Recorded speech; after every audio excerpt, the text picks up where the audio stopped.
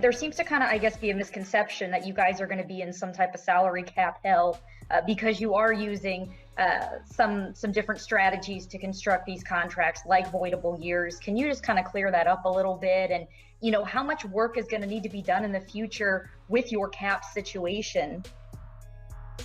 Well, there's some corrections that are gonna have to take place at some point down the road, but we're not putting ourselves in a position where next year we have to release a lot of good players.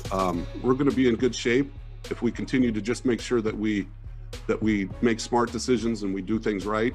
We're gonna be, competing for years to come. Yeah, as long as Tom Brady's there. Look, I got no problem with them going all in and putting themselves into a future salary cap problem potentially because they wanted to win as many championships as they could with Tom Brady on the team, whether it's 2 years, 3 years, 4 years, however many years.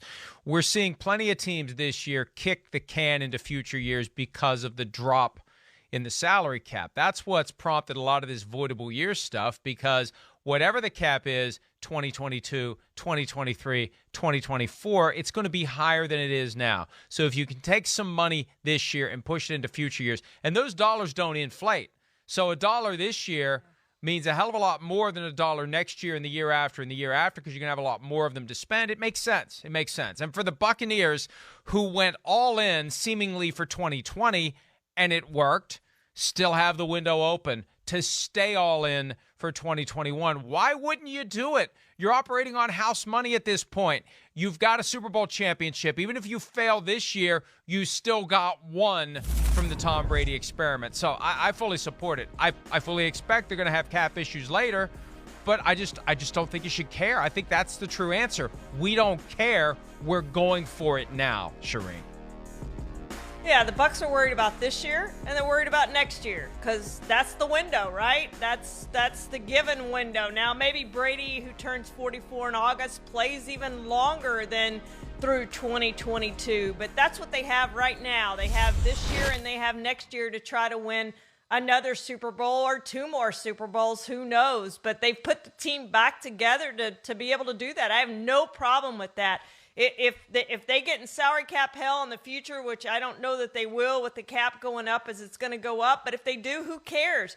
You've gotten your Super Bowls out of it. I guess my question for the Bucs, who, by the way, are going to return all 22 starters, it's the first time a Super Bowl champion's done that since 1979. But I guess my question is, when do they start looking for that franchise quarterback, the next guy, the guy who's going to replace Tom Brady? Is it something you do?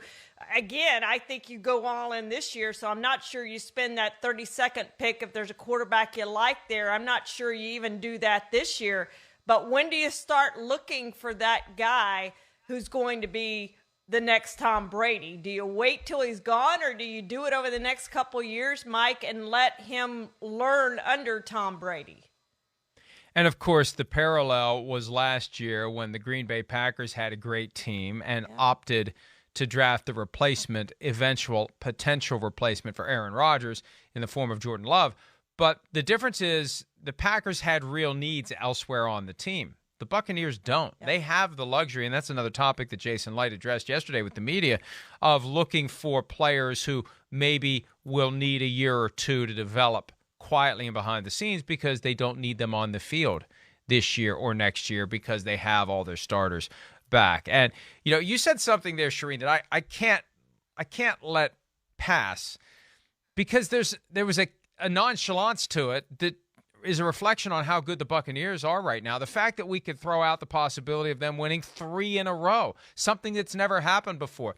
But wouldn't that be the ultimate off-ramp for Tom Brady to this year become the first team since 2003-2004 to go back-to-back, a team quarterback by Tom Brady, and then for his final act as an NFL quarterback, he does the thing that has never been done before and likely will never be done again. 3 in a row. 3 for 3. It's ridiculous to even entertain the thought right now. Or is it? Is it ridiculous to even consider the possibility that next year at this time, we're going to be talking about whether or not Tom Brady has enough gas left in a soon-to-be 45-year-old tank to make it happen one more time and then walk off into the sunset. I don't think it's crazy to have the conversation when you've got a Super Bowl champion that's bringing back 22 starters and went from 7-5 to 8-0 as they got better and more comfortable and more effective as they got to know each other and they began to gel. All those guys are going to be together again this year. Yeah, I don't think it's a bad thing to have the conversation, and when you have Tom Brady, you have a chance, right? You have hope. That's what he brings to a team, and we saw it this year.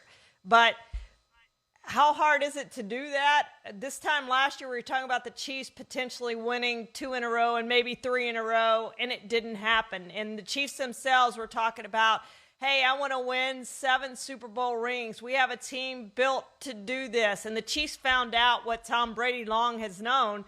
Winning 1 Super Bowl is hard.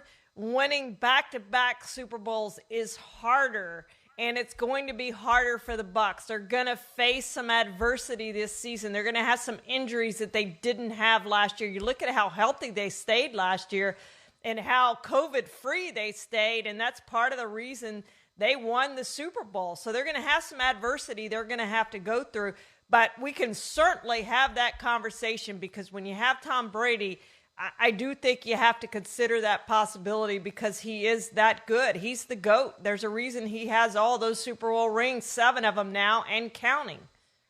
And even though things went stunningly easy for the Buccaneers in the Super Bowl, let's not forget, they had to thread some needles. They had to sweat out some games to get there. The game at the Saints, the game at the Packers. You know, it reminds me a lot of what I was saying last year with the 49ers when Kyle Shanahan made the comment of, you know, what's your goal for this year? What are you trying to do? Well, we want to try to get back to the point where we're up 10 points in the second half of the Super Bowl. We want to get back to that point. Well, that's finishing that is the easy part and you failed. The hard part is getting there. And a lot of things have to go your way. They're going to have road games this year with fans in the stands. So if they don't earn home field advantage in the postseason, the next time they go to New Orleans in the postseason, it's going to be louder. It's going to be harder to operate. They go to Green Bay, it's going to be louder. It's going to be hard to operate. This was the year that was tailor-made for a wild card to run the table, 2020. It's going to be harder to do it again. But when you look at how they finally got it together after the bye last year. If they can come out of the gates, and that's what's going to be important, and that may be why Bruce Arians recently said his plan for training camp is to beat the SH out of them. And he said that on a podcast, Loose Cannon's podcast, I believe. You can't falter early. You've got to rack up 13-3, 12-4, and have home playoff games because the next time you go on the road in the postseason could be a hell of a lot harder than it was the last time. Yeah, Mike, there's no question about that. Not having fans in the stands certainly helped them, especially in New Orleans and then in Green Bay. But, you know, that Washington game, you even mentioned that one in the wild card round. That wasn't exactly easy. Taylor Heineke kept bringing the Washington back and bringing them back and kept them close. And you always felt like Tampa was going to win, but until the time ticked off the clock, you weren't positive that was going to happen. So that was even a tough game for the Bucs. So nothing's easy, nothing's given, and they're going to start back from 0 going into this year. They're 0-0 again, but they have a better chance, I think, to win the division this year with Drew Brees gone from New Orleans and all the salary cap problems they had, the players they've lost in free agency. I think it's going to be a little bit easier path for the Bucs to win that division. Now it's a question of can they get home field advantage throughout the postseason. And that's what makes the schedule that is coming out mid-May. Usually it comes out before the draft, but they're holding it this year because they had to go back and do some extra work with the 17th game added. That's what makes the configuration of the games. We know who and where. We don't know when. You get your schedule loaded up early with tough games, and you lose some of those games, and who knows what impact that has on a team that has that presumption of being there in the final group of franchises in January, or if you start off early or easy early and you've got games you can win and build some confidence, continue what you did last year, that lays the foundation for the tougher games down the road. So that schedule is going to be critical for all teams, but specifically for the Tampa Bay Buccaneers, beginning with the game that they host on NBC to start the season. How tough of a game will that be? Will they be 1-0? Will they be 0-1 right out of the gates? Hi, I'm Mike Tirico, and thanks for watching. Make sure to hit subscribe for the latest news and highlights from NBC Sports.